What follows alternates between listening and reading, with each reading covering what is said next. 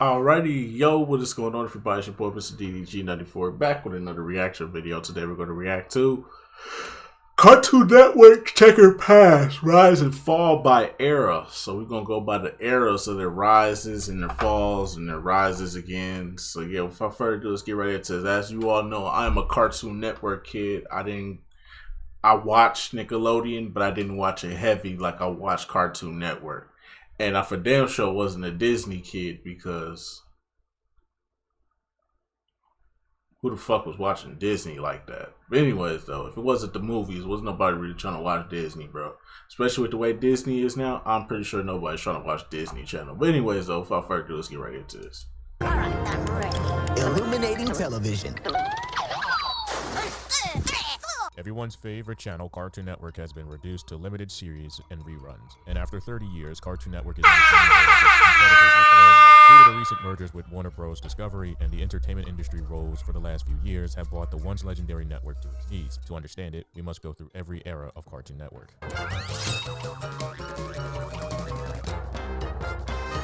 Cartoons. Ted Turner, the CEO of Turner Broadcasting as well as CNN, would purchase Metro-Goldwyn-Mayer from Kirk Kerkorian and then buys it back 75 days after, but keeps some of the MGM library for himself. In that library of content were old Tom and Jerry, Merry Melodies, Popeye, and Looney Tunes cartoons. Turner Broadcasting Network would air these reruns and gain attraction of old people who grew up with the cartoons on October 3rd, 1988. During 1991, Turner Broadcasting would go a step further to buy Hanna-Barbera Studios, as well as the entire catalog for $320 million. God damn. The network would be pitched by former President Betty Cohen. The main reason for the existence of the network was ad revenue. Even though other businesses soft this year, ad revenues are up on kid shows. Throughout cable, most children's programs are completely sold out. Now that NBC is getting out of Saturday morning kid vid, the demand for cable airtime will be even higher. With the original baby boomers spending more on their kids these days, it's a booming market. Nickelodeon proved that kids were a great demographic to be catered to, as well as advertisers to get in on profit margins. The names pitched at that time were Turner Toons, Toon Alley, the Cartoon Channel, and Toon TV. During 1992, Cartoon Network was launched, and the first cartoon aired was Rhapsody Rabbit. Cartoon Network only consisted of MGM and Warner Bros. Licensed cartoons, and only aired in certain cities such as Atlanta, New York City, Chicago, DC, Detroit, Dallas, and Boston. During 1995, Cartoon Network would drop "the" from the brand. Because, well, Drop the. It's clear. due to a larger catalog of cartoons than the competitor Nickelodeon, Cartoon Network became the first 24-hour cartoon block. Ted Turner would look to the strategy of CNN being 24 news coverage and do the same thing with cartoons. Cartoon Network would, however, not receive the title of the first kids network, as Nickelodeon was still on that throne. Toonheads was a short trivia game about the cartoons played, while High Noon Tunes, hosted by cowboy hand puppets, showed the creativity of Cartoon Network. In the early years, the network would have a hard time with cable viewership.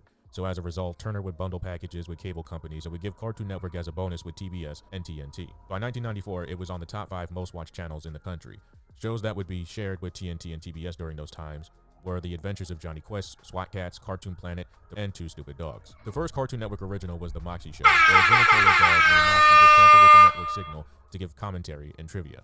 The second would be Space Ghost from Coast to Coast. Hey, Space Ghost was that show, though. Recently found from Nickelodeon made Boo Boo Runs Wild and The Day in the Life of Ranger Smith. Because of the sexual overtones and overly edgy scenes, Cartoon Network found it difficult to air the cartoons. In 1994, Hanna-Barbera and Cartoon Network Studios invested in indie animators to create What a Cartoon. Fred Seibert from Oh Yeah Cartoons and John Krafalski were assistants to help pilots get off the ground. After 1995, cartoons were brought into a vote by the Cartoon Network executives as well as audience members, and Dexter's Laboratory debuts and becomes the first spin-off from What a Cartoon in 1996. Following behind Dexter's Lab came Cow and Chicken, which then divided from I Am Weasel, Johnny Bravo, The Powerpuff Girls, Courage the Cowardly Dog, and Mouse and Mouse. Following behind was Big Bang and Small World, airing on Sunday mornings for a preschool audience.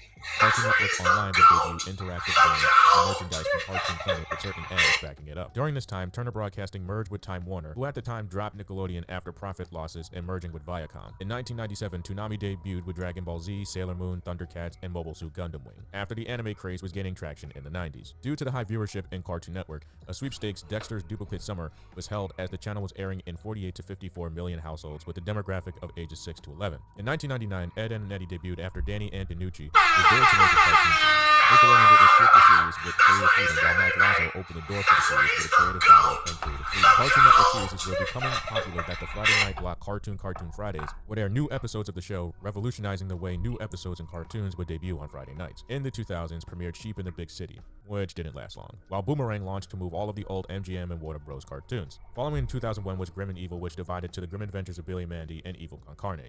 Samurai Jack and Time Squad also debuted. However, Time Squad did not stand the ratings over the years. June 18, 2001, Betty Cohen leaves Cartoon Network after creative differences and Jim Samples takes her place. During the Samples takeover, Mike Lazo was appointed head of Adult Swim, which was launched September 2, 2001 with home movies reruns after the show was shelved by UPN. Cartoon Network would look into the direction of theatrical releases and released the Powerpuff Girls movie in 2002, and was unsuccessful with a gross of $16.4 million, however was liked by critics. Don't try to compete with Nickelodeon. In 2002, Whatever Happened to Robot Jones and codename Kids Next Door would debut, but Kids Next Door stayed strong with viewership, whereas Robot Jones was canceled. By 2003, Cartoon Fridays was rebranded to Live Action Fridays with Tommy Snyder and Naziga Blake, later replaced by Tara Strands in 2005.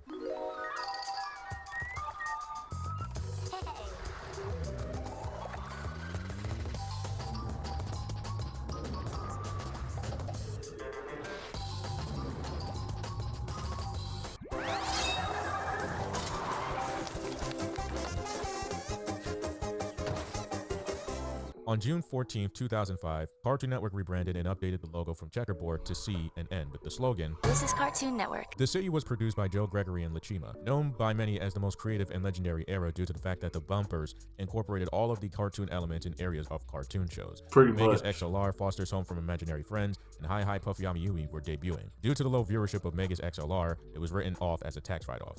And for a guy in Jersey, I really like that show. In 2005, Cartoon Network would turn out more original shows such as The Life and Times of Jennifer Lee, Camp Lazlo, and Ben 10, while putting Code Lyoko and Marathon Media-related cartoons on the weekday block Magoozy. Cartoon Network would make a pivot to preschool shows with Tickle You to compete with Nick Jr. and Noggin blocks with shows like Gerald McBoing Boing, George Shrinks, Yoko Giacomoco Toto, Little Robots, and everybody's favorite meme, Peppa Pig. But because of low ratings, Tickle You was pulled after a year. Sunday Pants was a mixed animation show such as Kablam on Nickelodeon, but after a month, the show was canceled. Because of their failure at the box office, Cartoon Network decided to air all of their series original movies on the channel with Foster's Home, Good Will Hunting, Billy and Mandy's Big Boogie Adventure, and Kids Next Door Operation Zero. Along with those movies being successes in 2006 came Squirrel Boy, Class of 3000, and My Gym Partner's a Monkey. During 2007, Jim Samples would step down as Cartoon Network president due to the Boston bomb scare with the Aqua Teen movie promotion gone horribly wrong. After Jim stepped down, Turner paid millions to Boston for damages. This Saturday at 7, Cartoon Network's lining up their favorite action stars back to back to back. Pikachu, Yugi, Goku, and even some your parents know. Very impressive. I like my commercials. Cartoon Network. Yes! After Jim Samples stepped down, Stuart Snyder became the successor on May 2nd of 2007. This marked the end of the CN City era and the beginning of the Fall era, with the song from The Hives, Fall is just something that grown-ups invented.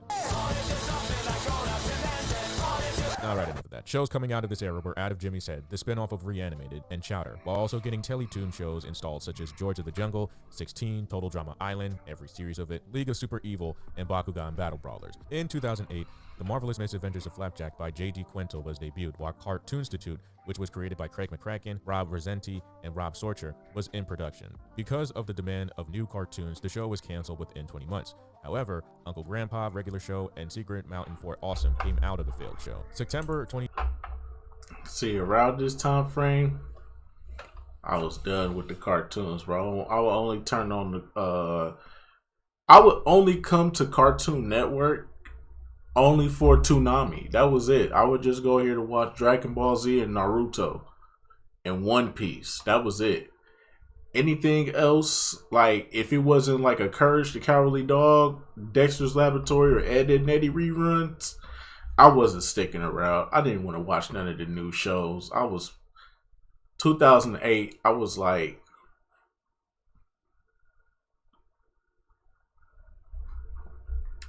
I was like 14. So I was out here in these streets, bro. I was out here in these streets chasing these hoes, bro.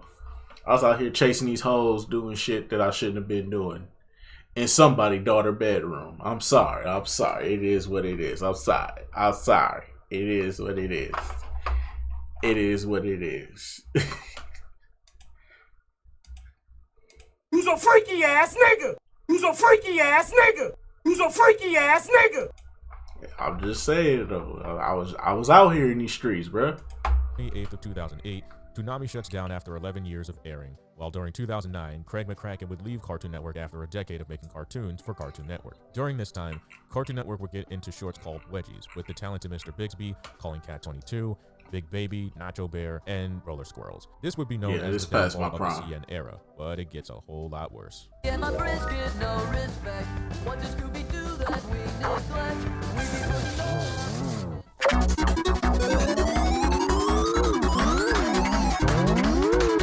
See, this is the last bumper I remember. Was this bumper right here?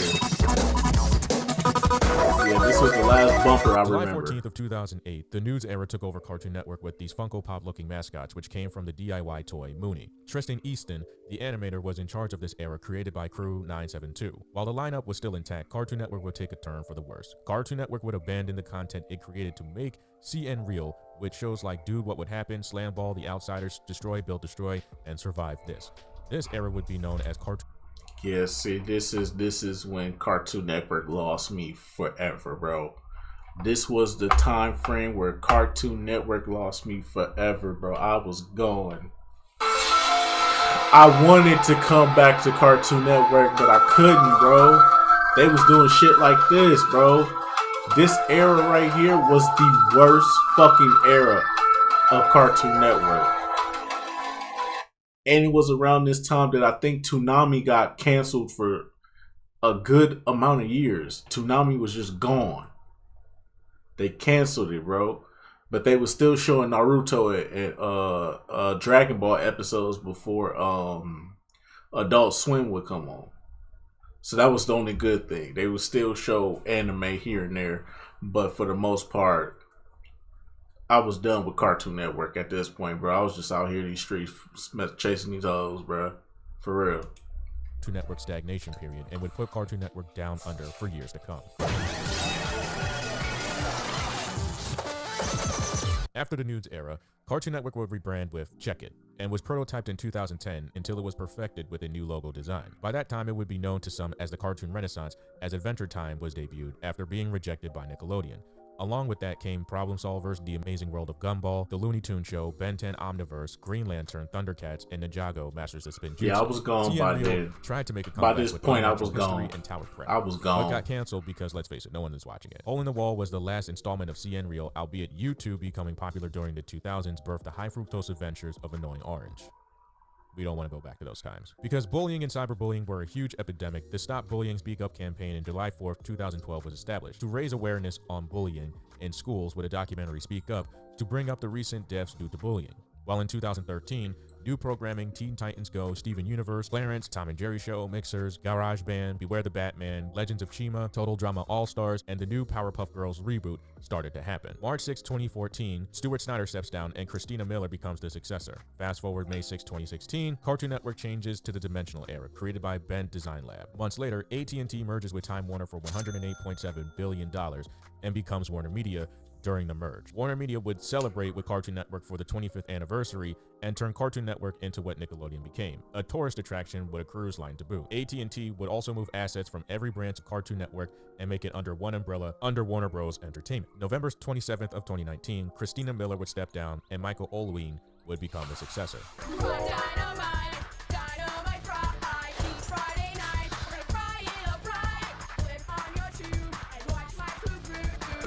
Checkered Past, weekdays starting at 5, only on Adult Swim. What's going on down there? AT&T would run Cartoon Network into the ground, moving way too many assets and then dumping it into Warner Bros., therefore cutting corners and costing jobs in the process. At this time, a lot of Cartoon Network series were ending. Steven Universe Future, Regular Show, Adventure Time, We Bare Bears would all end or go on hiatus from Cartoon Network Studios. Craig of the Creek, which was gaining popularity, was cut short in seasons due to the company moving branches. Tom Ashim, the Cartoon Network successor after Michael, would then oversee all operations of Cartoon Network. Noticing the utter failure of then Tickle You, creates an even worse preschool cartoon block, Cartoonito. This was also to introduce shows on HBO Max while running the block 8 hours each day, while Acme Night was for TV-14 movies and classic cartoon movies. May 17th of 2021, David Salzav merges Warner Bros. With Discovery to create Warner Bros. Discovery. After that, you know the rest. Cartoon Network loses Cartoon Network Studios, Adult Swim moves to 5 p.m., Checker Pass is a thing because they have to fill slots with something, and Adult Swim becomes a vacuum for HBO Max. After 30 years of creativity, hardship, innovation, and various presidents, Cartoon Network met the same fate as its competitor Nickelodeon. People have speculated that the Cartoon Network channel itself can never be revived, only due to the fact that Warner Bros. Owns everything Cartoon Network, and the studios is gone only for people to go to Warner Bros. Animation. Because Adult Swim took the 5 p.m. slot only adds to the fact that Cartoon Network itself has run out of ideas and is only using Cartoonito, Checkered Pass, and Acme Night to keep it alive. And with only one show, Tiny Toons Looniversity, in production, people are asking for the plug to be pulled.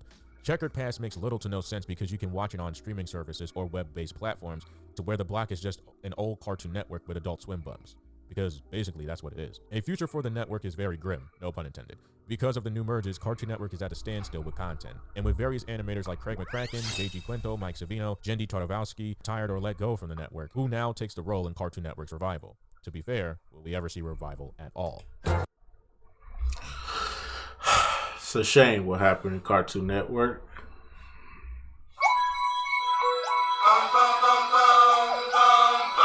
It's a shame. Warner Brothers ruined Cartoon Network. It's a other fucking shame, man.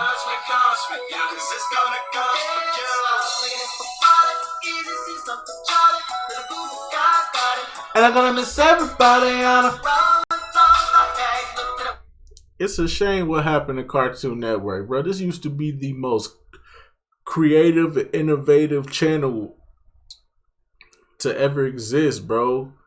Nickelodeon fell off after the SpongeBob movie because they started canceling all their shows and started putting all their money into SpongeBob. And live television instead of focusing on new cartoons. And then the new cartoons they was coming up with were straight trash. So it was like, yo,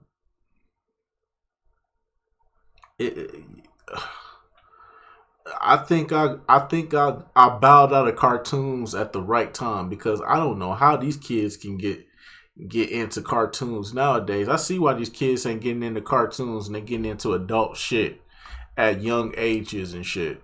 I see why it's happening now, because the Cartoon Network, the cartoon channels ain't even keeping them occupied no more. Cartoon channels used to keep us occupied. They used to keep us in a kid's place. Now kids can't be in a kid's place no more because these fucking channels. It is what it is though, man. But anyway, so that's just gonna about do it for this one, man. RIP to Cartoon Network, man. You was once one of the greatest kid channels to ever fucking exist, bro. Disney Channel could never. Nickelodeon, y'all was on point until the SpongeBob movie. Then all of a sudden, everything just became SpongeBob. And now you try to do spin-offs of SpongeBob and they're failed miserably. So basically, you run SpongeBob into the fucking ground to the point where we can't even look at SpongeBob the same way we used to. So Nickelodeon, you've been dead. You've been dead since 2004, 2005. Y'all been dead. Cartoon Network, y'all just merged with the wrong people, and the wrong people was in control of the network. And Disney could never. Disney could never. The Disney Channel could never. But anyway, so that's just gonna about do it for this one, man. I will see you all in the next video. Till then, peace out.